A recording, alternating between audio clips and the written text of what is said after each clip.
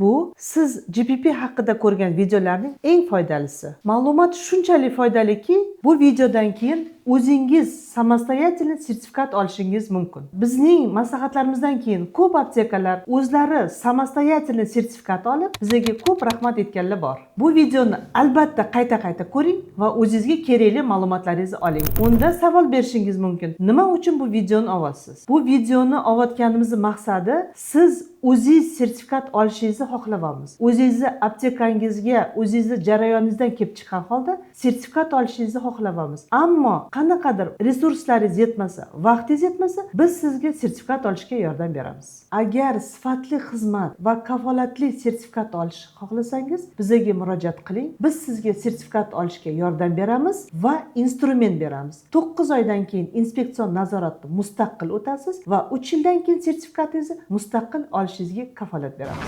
Hozir eng ko'p keladigan savollarni razbor qilmoqchiman. Qanaqa savollar ekan? Apteka ochmoqchiman, nimadan boshlashim kerak? GPP siz ishlasam nima bo'ladi? Litsenziya olish uchun GPP sertifikatini olishim shartmi? GPP sertifikatini qanday olish mumkin? Qanday bosqichlardan va talablari bor? Qanday hujjatlar kerak bo'ladi? GPP sertifikatining muddati qancha? GPP ni necha oyda olish mumkin?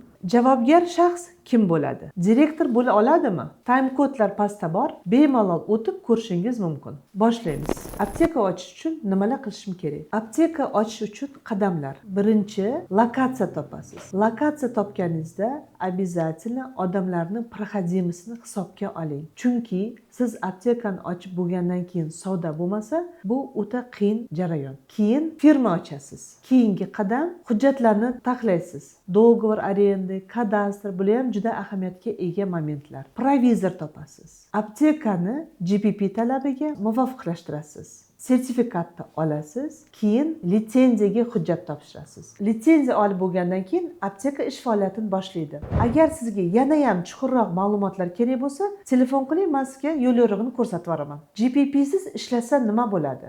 GPP siz hozirgi kunda ishlash mumkin emas. GPP olmasangiz, litsenziya faoliyatingiz avtomatik ravishda to'xtaydi. Chunki bunga prezidentning qarori bor. Litsenziya olish uchun GPP olishim shartmi? Litsenziya olish uchun GPP olishingiz shart. Chunki bu litsenzion komiteti programmasida GPP olingani haqida ko'rsatkichi bor. O'sha olindi degan показатель bo'lmaguncha sizga litsenziya avtomatik ravishda chiqmaydi. O'shaning uchun GPP sertifikatsiz litsenziyaga dokument topshirsangiz sizga rad beriladi va to'langan pullaringiz kuyib ketadi. GPP sertifikatini olish jarayonining eng birinchi qadami bu javobgar shaxsni tayinlash. Javobgar shaxs kim bo'lishi kerak? Javobgar shaxs keyingi standart bo'yicha faqat farmatsevt mutaxassisi bo'lish kerak. Oliy ma'lumotli va sredniy ma'lumotli unga ahamiyati yo'q. Lekin javobgar shaxs farmatsevtik obrazovaniyaga ega bo'lishi kerak. Endi hozirgi kunda mendan so'rashadi, direktor javobgar shaxs bo'lsa bo'ladimi? Agar direktor farmatsevtik obrazovaniyasi bo'lsa, mas'ul shaxs bo'lsa bo'ladi. Lekin farmatsevtический obrazovaniyasi bo'lmasa, javobgar shaxs direktor bo'la olmaydi. Aptekani GPP ga tayyorlash jarayoni.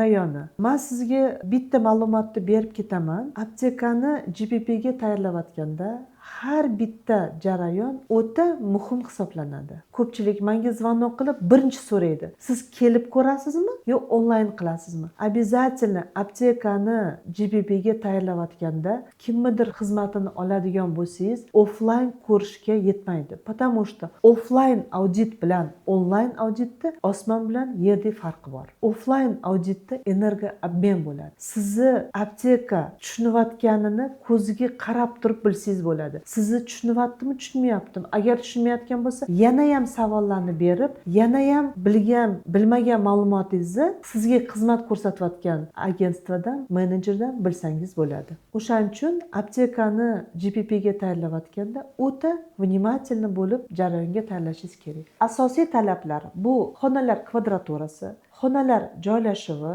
ta'mirlashi, mebellarning joylashuvi, jihozlarga nima kiradi? Inseksionniy lampa, sichqon tuzog'i, sertifikatsiyaga ega gigrometrlar va kvarts lampa va kirish-chiqish, omborlar talablari, isitish va ventilyatsiya tizimi. GPP sertifikatini olishga bizga standart berilgan, lekin standartda umumiy berilgan, konkretni точно berilmagan. Endi uni o'zimiz tushunib ishlab bilishimiz kerak. Например, isitish tizimi deyilgan, lekin qanaqa joylashuvlari, mebeldan qanaqa расстоянияda bo'lishi kerak, bu momentlari ko'rsatilmagan. Vaholanki isitish tizimini yonida 1 metr nari joylashishi kerak dorilar. Mana shu momentlarini hammasini hisobga olgan holda GPP ga tayyorlanish kerak bo'ladi. Agar bunaqa nyuanslarda sizda qiyinchiliklar bo'lsa, telefonimga qiling, men sizga maslahat beraman, yo'l yo'riq ko'rsatib boraman. Ventilyasiya tizimini joylashuvini konkret nyuanslari bor, konditsionerovaniyada nyuanslari bor, isitish tizimlarida nyuanslari bor. Mana shu vaproslarda sizda qiynayotgan bo'lsa, telefon qiling, men sizga bepul maslahat beraman. GPP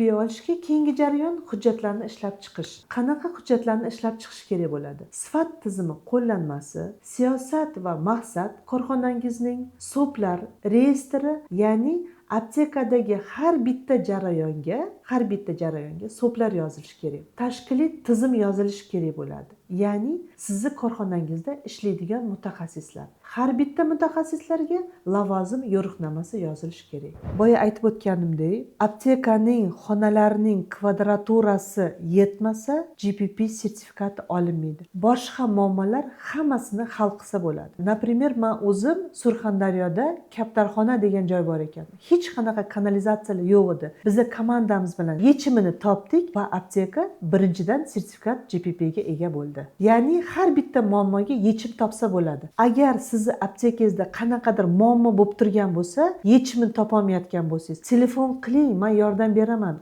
Bizning komandamiz bilan mozgovой shturm qilib sizga yechim topishga yordam beramiz. SOP yozdirayotganingizda bitta momentga ahamiyat berishingizni taklif qilardim. Oldingi yildagi inspeksiya bilan hozirgi inspeksiyani osmon bilan yerdek farqi bor. Men o'zimni praktikamdan kelib chiqqan holda aytaman. Hozir inspektorlar shablonni, kopiyani уже bilishyapti. Kelib o'tirib, erinmasdan dokumentni o'qib, yangi SOPlarni o'qib, shablonligini bilib, nomuvofiq qo'ygan inspeksiyalar bor. O'shaning uchun iltimos sizdan, men bilan ishlaysizmi, boshqa bilan ishlaysizmi, SOPni sotib olmang. SOPni jarayoningizga o'zi yozganingiz ma'qul. Agar o'zingiz yozolmaydigan bo'lsangiz, menga murojaat qiling, men sizni aptekangizni jarayoningizdan kelib chiqqan holda SOP yozib beraman. Oldingi shablonlar, kopiyalar hozir o'tmaydi. Hujjat topshirish va inspeksiya. Hujjat topshirish uchun nima qilish kerak? Birinchi, farmagentstvoga заявление topshirishdan oldin aptekani 100% inspeksiyaga tayyorlash kerak. Ya'ni aptekani GPP talablarini muvofiqlashtirish kerak. Bir, ikkinchidan hujjatlaringizni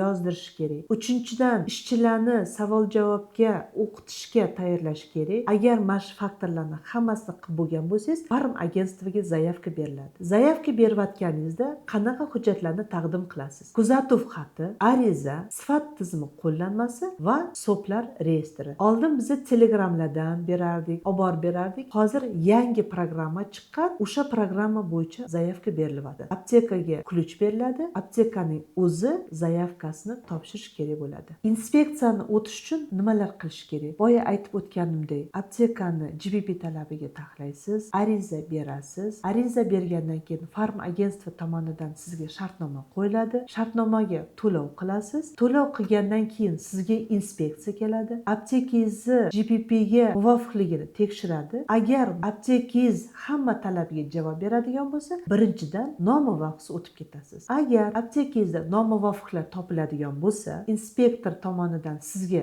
отчет beriladi 10 ish kunida. Отчетga qarab kamchiliklarni bartaraf qilasiz, hisobot yozasiz. Keyin yana ikkinchi auditga ariza topshirasiz. Ariza topshirgandan keyin shartnoma qo'yiladi, do'p соглашение qo'yiladi. To'lovni o'tkazgandan keyin ikkinchi marta sizga audit keladi. Offline bo'lishi mumkin yoki onlayn bo'lishi mumkin. Shunaqa qilib ikkinchi auditdan nomuvofiq o'tsangiz, sertifikatingiz qo'lingizga kiritasiz. Keyingi ko'p so'raladigan savollarning biri sertifikat GPP muddati. GPP sertifikatining muddati 3 yil, lekin har yili inspeksion nazorat o'tishingiz kerak bo'ladi. Bu inspektorlar tomonidan sifat tizimini ishlashini nazorat nazorati. Shuning uchun har yili inspeksion nazorat o'tishingiz lozim bo'lgani uchun boshidan to'g'ri yo'llanma berish kerak. Chunki sertifikatni olarsiz, lekin boshida noto'g'ri yo'llanma tanlasangiz, sifat tizimini ishlatish sizga juda ham qiyin bo'ladi. Agar boshida to'g'ri yo'llanma tanlamasangiz, 9 oydan keyin xotirjam bo'lmaysiz. Inspeksiya kelganda baribir переживать qilib turasiz. Bilasizki, что sizda slabый joylaringiz bor. O'shaning uchun meni sizga tavsiyam, boshidan to'g'ri yo'llanma o'zingiz oling va ishchilaringizga to'g'ri yo'nalish bering. Olarsiz sertifikatni. Endi oson deya olmayman, olarsiz, lekin tizim ishlatish undan ham qiyin. O'shaning uchun yana bir marta qaytaraman, boshidan to'g'ri vektor tanlash kerak GPP olishda. Bizga beradigan savollar, qancha vaqtda sertifikat olalaymiz? Men o'zimni praktikamdan kelib chiqqan holda ayta olaman, eng tez olgan sertifikatim bo'ldi 1 oy. 1 oy, 1,5 oyda sertifikat olsa bo'ladi. Agar siz tez, kafolatli, sifatli sertifikat olmoqchi bo'lsangiz, murojaat qiling, men sizga yordam beraman. Telefon raqamim pastda. Qo'ng'iroq qiling.